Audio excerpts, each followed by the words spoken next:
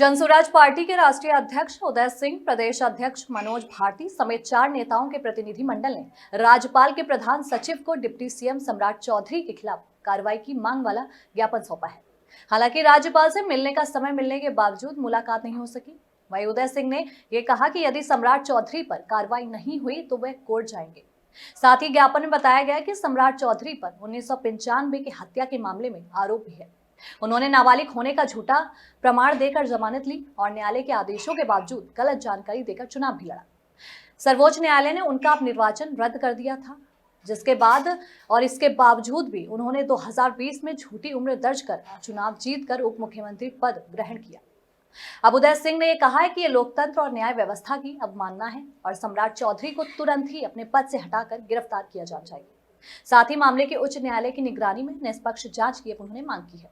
जैसा आप लोगों को मालूम है, कल प्रेस कॉन्फ्रेंस में हम लोगों ने अन्य बातों के साथ साथ ये भी कहा था कि हम लोग महामहिम राज्यपाल जी से मिलेंगे और एक ज्ञापन सौंपेंगे कि तुरंत ही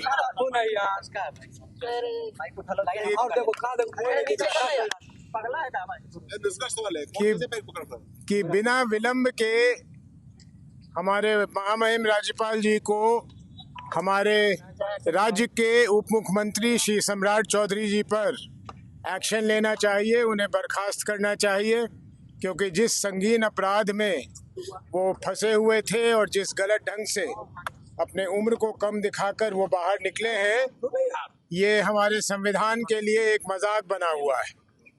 और इसी संदर्भ में हम लोगों ने समय मांगा था महामहिम राज्यपाल जी से, समय हमें मिला था, लेकिन हमें बहुत खेद है कि अभी जब हम गए तो हमसे राज्यपाल जी नहीं मिले, लेकिन उनके जो मुख्य सचिव हैं या जो भी उन प्रधान सचिव हैं वो हमसे मिले। हम लोगों ने अपना ज्ञापन सौंप दिया। ज्ञापन के साथ साथ उन्हें एक प्रति वो भी दे दी जो पत्र हमने, जैसा कल कहा था, हमने आदरणीय प्रधानमंत्री जी को भी लिख के भेजा है। उनसे भी मांग किया है कि वो तुरंत इसकी जाँच करवाकर जो उचित कदम है वो उठाएं।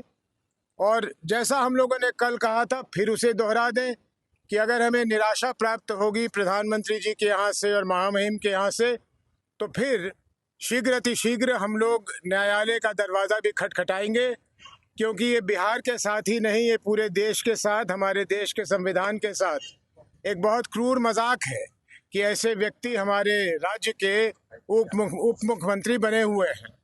और हैरानी इस बात की है कि शायद अनजाने में हमारे देश के आदरणीय गृह मंत्री जब आते हैं तो उनके साथ सम्राट चौधरी साहब घूमते हुए दिखे जाते हैं, तो ये हम लोगों के लिए बहुत दुखद है। कोई प्रश्न? नहीं, राज्यपाल ने समय दिया था मिलने के लिए। जी, समय दिया, नहीं मिले।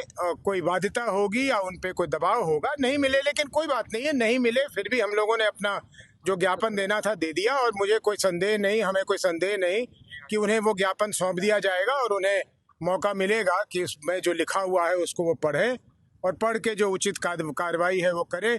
नहीं करेंगे तो जैसा हमने कहा कि फिर हम न्यायालय का दरवाजा खटखटाएंगे। तो सबसे मिलते हैं, हम खास सबसे, आपसे क्यों नहीं मिले?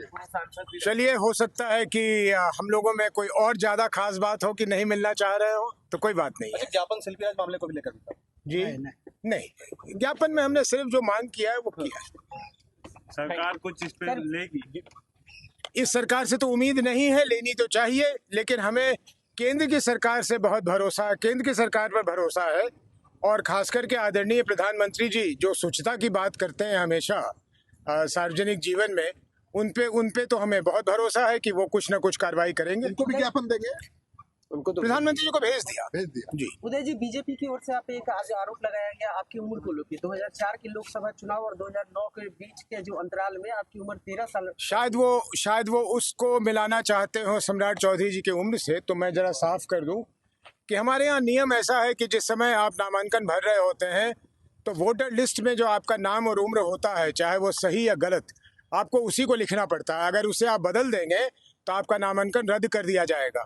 और अब ये ठीक है या गलत, लेकिन नियम ये है या प्रावधान ये है कि उस नामांकन पत्र के साथ आप कुछ संलग्न भी नहीं कर सकते हैं कि भाई मेरी उम्र इतनी है या इतनी है, उसको आप ठीक भी नहीं कर सकते।